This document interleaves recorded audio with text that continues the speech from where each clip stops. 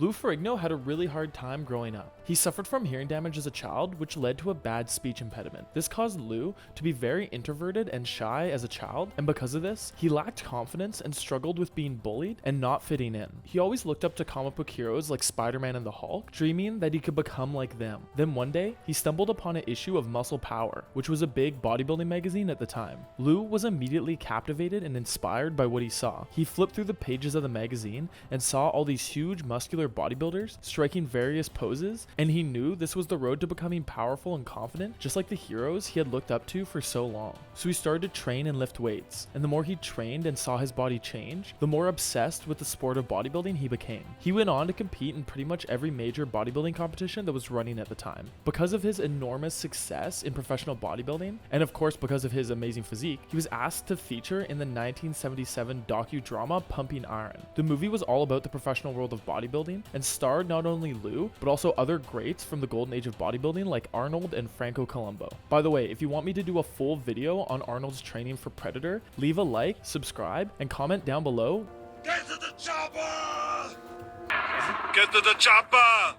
So according to Lou, Pumping Iron put bodybuilding on the map and did a lot to normalize the sport and bring it into the mainstream. Soon after, Lou got a call saying that they were casting for the Hulk, and the producers were interested in him for the starring role. Lou was blown away that he might have the chance to play one of the heroes that was such an inspiration to him growing up. At the time, they were shooting the pilot with Richard Kiel as the Hulk. Richard Kiel was a giant, standing at 7 foot 2 inches, but he didn't have the physique and muscular development that the Hulk is known for. So one day, the director of the Hulk came down to the studio with his son. When the director's son laid eyes on Richard, he said to his dad, "Daddy, that's not the Hulk." The child said that the Hulk needs to have huge muscles, and that's something that Kiel lacked. So after this, the directors and the producers of the Hulk TV show started to get nervous that they didn't have the right person for the leading role of the Hulk. So they called Lou down for a screen test, and the moment they saw Lou's physique and how he was able to show emotion without speaking, Lou knew he had the part in the bag. Landing the role was a dream come true for Lou Ferrigno. This was something that he'd been dreaming about since he was a little boy. Reading comic books as a child was an escape from his rough life, and now he was going to be able to give young kids the same hope and inspiration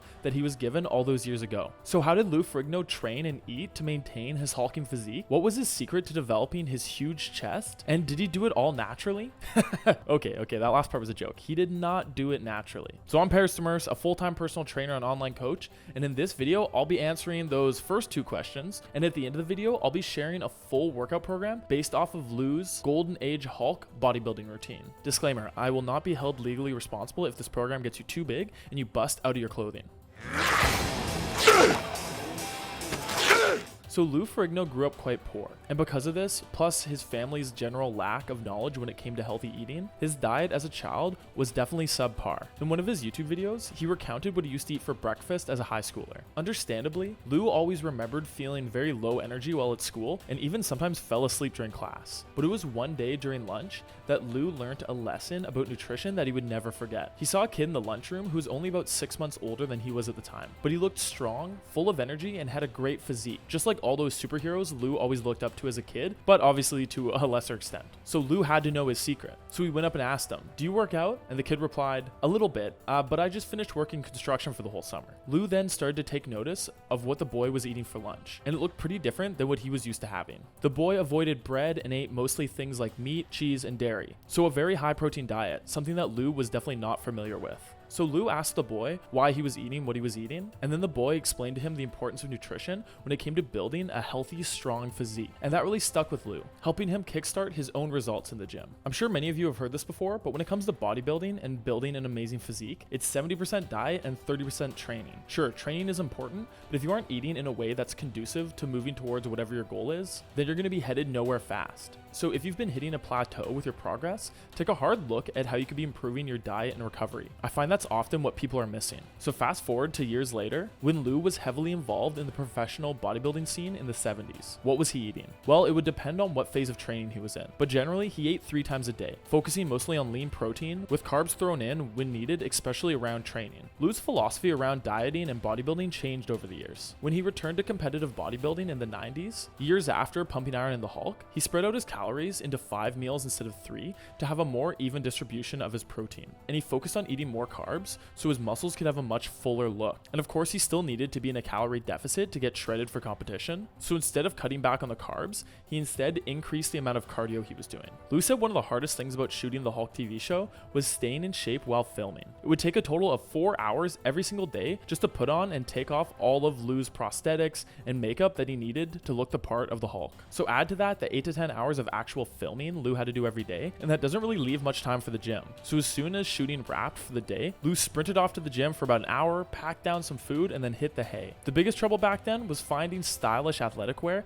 that didn't explode off his body every time he flexed his enormous muscles. Fortunately, nowadays, we don't have that problem, thanks to the sponsor of today's video, SuperX. They make the world's best heroic workout apparel with hundreds of thousands of customers across the globe. They have designs based off all your favorite heroes so you can suit up and crush your workout in style. Their products are insanely high quality with super stretch fabric so you can move around and work out uninhibited. And to make sure that you're looking your best, their super suits are designed to hug your muscles and enhance the look of your physique. And if you weren't already sold, use my promo code DEMERCE at checkout for 20% off your first order. It's a great way to support the channel while getting some world-class workout gear. Now back to the video. So what did Lou's actual training look like for the Hulk, and what was his secret to building his huge chest? Well, since the Hulk TV show was shot right after Lou Ferrigno stopped competing in professional bodybuilding, Lou still had all the size and conditioning built up from years of competition. So while shooting the Hulk, it was more about maintaining as much mass as he possibly could, rather than building any. So let's take a look at what his training looked like during his professional bodybuilding years, where he actually built up his hulking physique.